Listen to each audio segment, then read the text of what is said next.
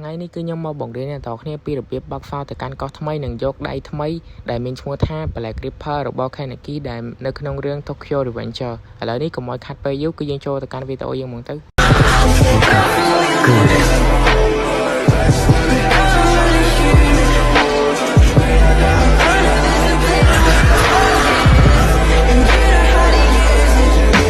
អូខេគ្នាយើងមិញនេះគឺជា trailer របស់ Kaneki ដែលខ្ញុំដាក់ឲ្យគ្នាយើងមើលលេងៗចឹងណាឥឡូវនេះគឺយើង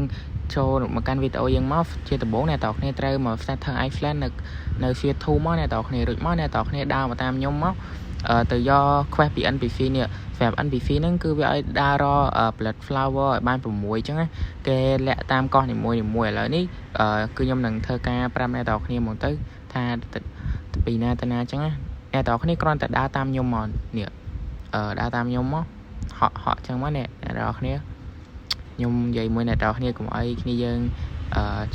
វិញផ្លូវចឹងនេះឥឡូវនេះគឺយើងបានរក Blood Flower បានមួយឥឡូវនេះគឺយើងចូលទៅកាន់កប់តបមកអូខេអ្នកនរគ្នាឥឡូវនេះគឺយើងចូលមកកាន់កប់តបមកកប់តបគឺនៅ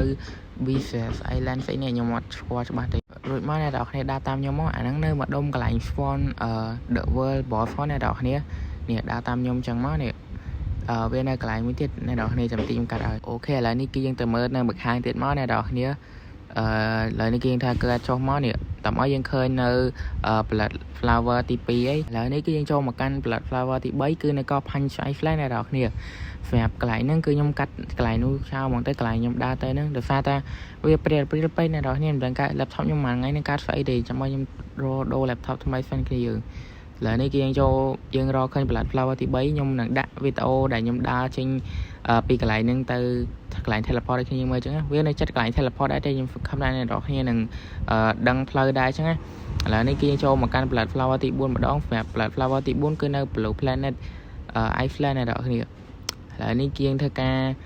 ដើរមកនេះគ្នាយើងអ្នកនរគ្នាដើរតាមខ្ញុំមកនេះដើរមកខ្ញុំនឹងផ្លូវណាខ្លះទេគ្នាយើងហើយខ្ញុំសង្ឃឹមថាអ្នកនរគ្នានឹងស្គាល់ផ្លូវអញ្ចឹងខ្ញុំអ្នកនរគ្នាគាត់ដើរតាមខ្ញុំមកនេះឥ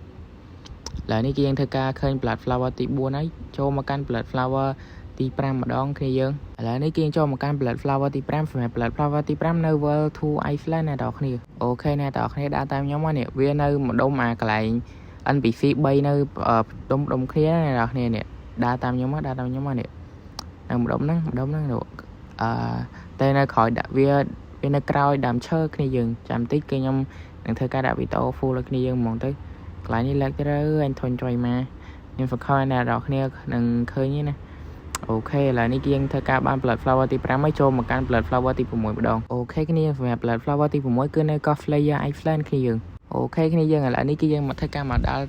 កោះ Slayer Island ហើយសម្រាប់កន្លែងនេះគឺព្រាលទៀតហើយខ្ញុំដឹងកាត់ស្អីទេគ្នាយើងហើយកុំតើខ្ញុំបែកមកអ្នកនរគ្នាខ្ញុំសង្ឃឹមអ្នកនរគ្នានឹងយល់ឥឡូវនេះគឺបាន Blood Flower ទី6យើងកុំខ្វល់យើងធ្វើការទៅកាន់កោះ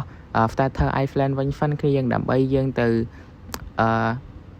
និយាយមួយ NPC ដែលយើងយក quest មកញ៉ោគ្នាយើងដើម្បីបញ្ជាក់តែ quest ហ្នឹងឲ្យហើយចឹងណាអូខេនេះយើងឥឡូវនេះយើងធ្វើការទៅជួប NPC ហ្នឹងហើយឥឡូវនេះគឺយើងធ្វើការទៅកាន់កោះរបស់ Kaneki យើងមកអ្នកនរគ្នាឥឡូវនេះគឺវា open portal ឲ្យយើងអាច teleport ទៅបានឯគ្នាយើងនេះ teleport មកនេះនៅកោះ Evolution Island ហ្នឹងនេះ teleport ទៅបានហើយឥឡូវនេះគឺយើងចូលពីរបៀបទៅយកដៃរបស់ Kaneki ដែលមានឈ្មោះថា Black Ripper នឹងម្ដងគ្នាយើងអូខេគ្នាយើងឥឡូវនេះពីរបៀបយកដៃ Kaneki ម្ដង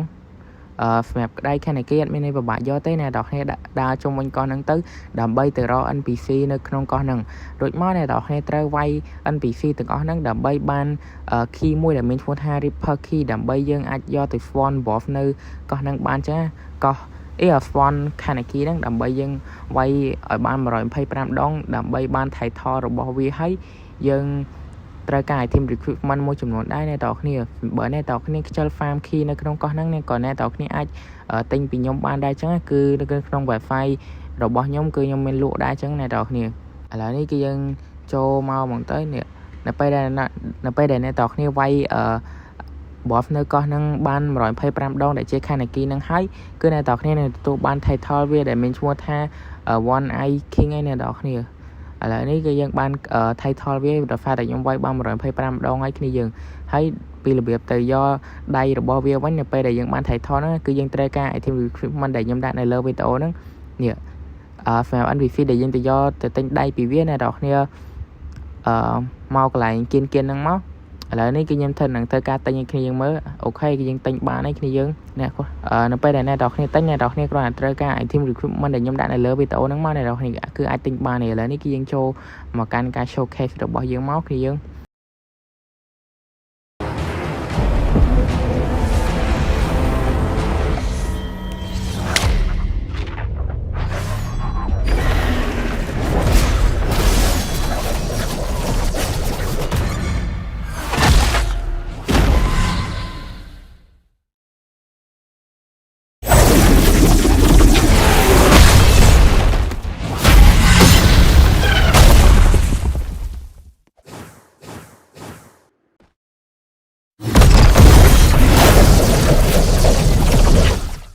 អូខេអ្នកនរគ្នាឥឡូវនេះខ្ញុំមកចូលការបញ្ចប់នៃវីដេអូហ្នឹងហើយបើអ្នកនរគ្នាត្រូវការជាមួយនឹង Reaper Key ឬក៏ដូចជា Fat របស់ Kaneki អ្នកនរគ្នាអាចតាក់ទងមកខ្ញុំបានឬក៏អ្នកនរគ្នា share ធ្វើ quest របស់វាអ្នកនរគ្នាក៏អាចទិញ Game Pass ពីខ្ញុំបានដែរគឺ gift ភ្លាមគឺបានភ្លាមតែម្ដងអ្នកនរគ្នា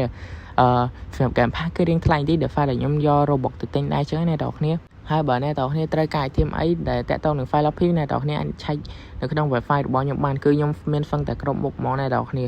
ហើយវីដេអូយើងក៏មានតែប៉ុណ្្នឹងទេបាយបាយមក